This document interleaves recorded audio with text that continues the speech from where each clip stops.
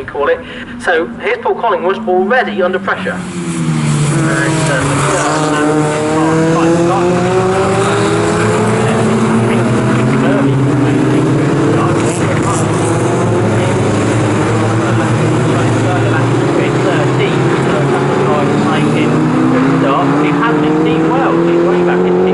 Of the grid, going side by side there with Marcus Roskill. Who are the leaders though?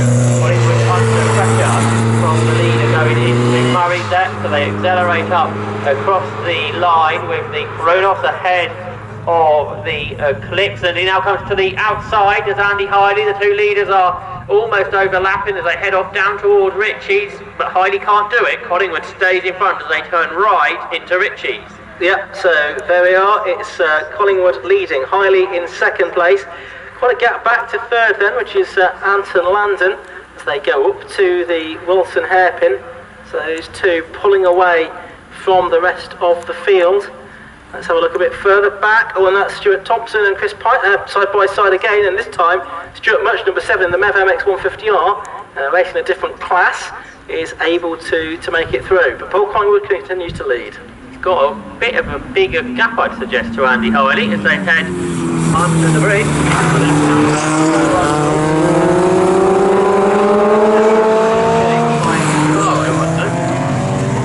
Quite quickly, with the previous race, he saw the second half of the lap where Hiley was quicker.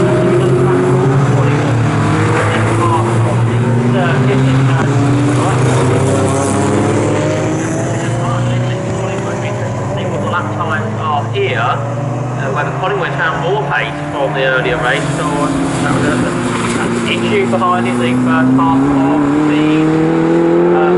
of the lap, across the line they come. I think Hiley's starting to gradually come back to Collingwood again, but of course it is a bigger gap now, a full second. Yeah, let's keep an eye on the lap times once they get up to speed a bit more. Landon third, Stuart Much fourth, Stuart Thompson fifth, Chris Pike in sixth place. It's an 18 from Collingwood, so that's a really quick first lap. Yeah, so what was the best lap in the NOS? It was an 18.41, and that was an 18.72 for Paul Collingwood. So I think that's quicker than what Collingwood went earlier, wasn't it? He was in the 19s this morning. So not quite underneath Hiley's lap record that he set earlier on today, though. There's the 13 car, which is Colin Charles in 7th position, just ahead of number 18, Colin Benham, and 74, Stephen Wells, who's trying to recover the ground that he lost at the start of the race. Benham,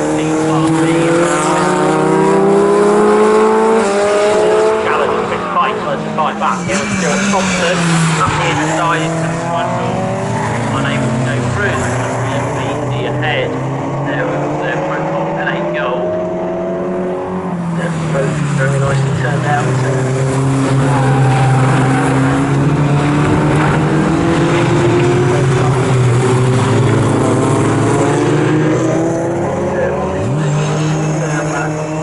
The race. Out of it. Really flashed across the line, but this leader's singular. Still one car flat past the Coventry Box. Yeah, I think that's right. Yeah, we've lost Andy Hiley. So Andy Hiley in the Kronos from second place has gone missing somewhere. We'll see if we can pick up where he has gone. Car going out the pit. Ah, yeah, that's Andy Hiley. So he must have called into the pits and gone back out again, straight back out again. We wondered why he wasn't quite keeping up with Collingwood, didn't we? And so Collingwood was going quickly, which was one of the possible reasons, but also perhaps a bit of a problem then for Andy Hiley. Well, let's see where he feels things. Of course, now it's not showing on our screen because he'd gone into the pit. It shows 6, but it's still accelerating at that point. It's Landon in second, Much is third, fourth is Thompson, fifth is Pike. Let's see who comes over the crest next.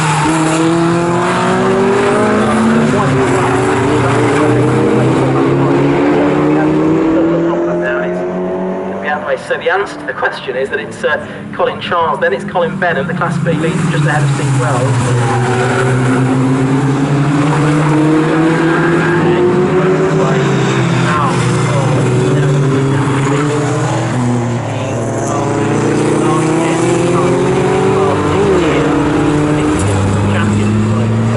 Yeah, back in 2013, let's see at Fury now. both of these Class B cars went around the outside of Colin Childs at Coram there. The Caterham of Chris Kirby's going better in this race. He's also in Class B. He's going after now. He's got two. So look for Kirby this time. And a three-car battle then for Class B across the line. And then they've got that Class A machine of Colin Childs amongst them. And that might hold Wells up a bit here through the corners. Yeah, there they go. As you say, Chris Kirby there. Only did a couple of meetings so far in the MSV Auckland at Snetterton.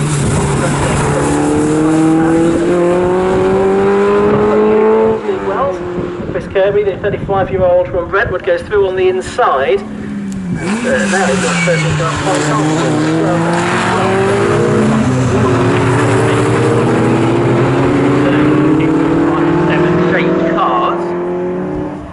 They make their way down towards Brundle, but this is all allowing Colin Benham to get away within the category. There he is, car 18. That's the Class A car there.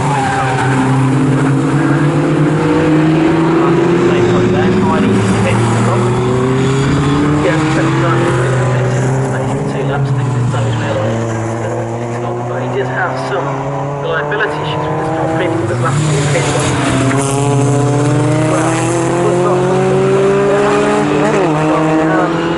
Chris Kirby have gone through, could move that from Kirby and Coram, isn't it? It's all the way around the outside, crossed up on Murray's there, and he probably loses momentum and Steve Wells will get him back along the centre straight. He did go around the outside of two cars at Coram, which is a pretty brave move, it has to be said. It's really worked on well. So actually, I've got a problem. Colin Childs, he's not really as far up as he was in the earlier race, and now he seems to be slowing, heading up towards Richie. Colin Childs and a similar car of Rob Johnston hasn't made it out with this race either. So Charles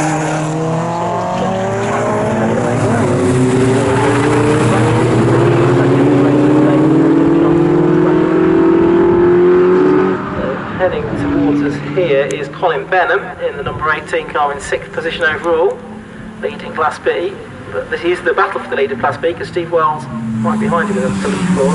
And now Taylor has arrived in the pit lane as well, so getting busy in there now.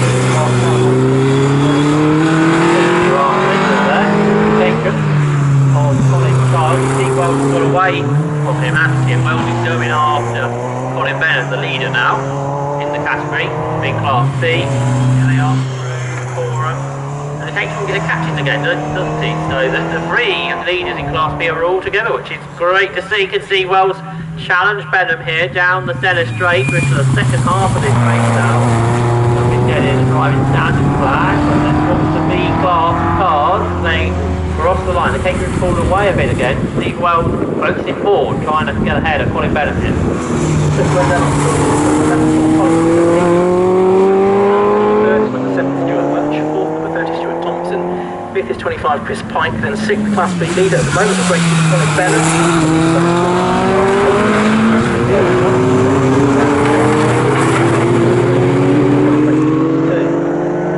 Meanwhile, that Class B battle is continuing, and Steve Wells trying to challenge now down the Bentley straight, trying to get the better of Colin Benham, but he has to tuck back in the toe. Two different shaped cars here, the Fury and the Sub-Zero car behind.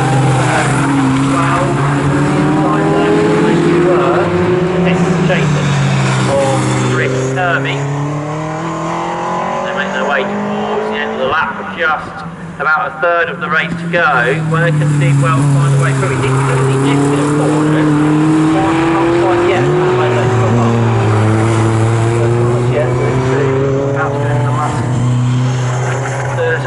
Bit of a mistake there though from Colin Benham at Murray's, but the best run through there appears to have come from the Caterham of Chris Kirby there, the man in 8th position overall, was 3rd in class. I think he's moved up to 2nd now ahead, no he's not, still behind Stephen Well in actual fact. There's still Benham, Wells and Kirby. Back into the group, but who's going to lead it is going to be Wells. So as they head up to Wilson now, Steve Wells in the 74th Class B, was the touch there, John? Yeah, it looked like they've got away with it. Time up there on the Kirby car and Benham, a great bit of racing in Class B. particularly the second half of last year, Chris Pike dominated it, didn't he? But now he's moved up to Class A. We're seeing some great racing here at Snetterton within that class. Wells leading now. Can he get away from Benham with the Caterham chasing of Kirby? Yeah, Wells getting away, but that touch between the chasers. There, cool. Their way round.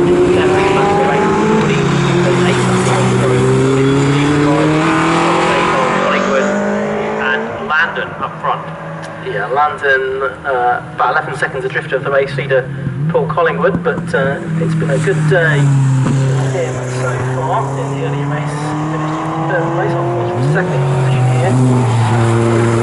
Back again side by side.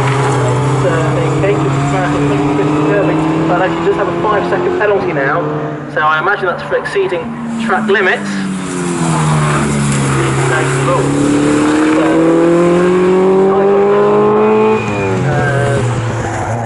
Docked a further 5 seconds because of those track limits.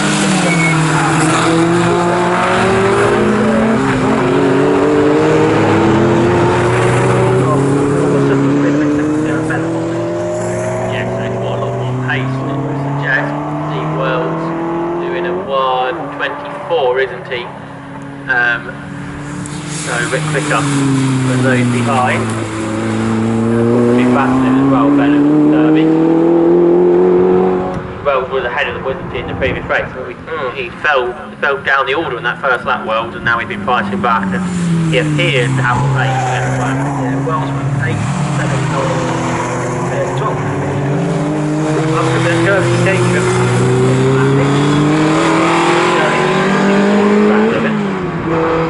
He is literally a bit Kirby, that is his problem, isn't it? He's using far too much of it, and he's getting penalised as a result. So, he's trying to go around the outside of Benham again. We've seen him do this once already. He's good at that, and he takes the place away from Benham.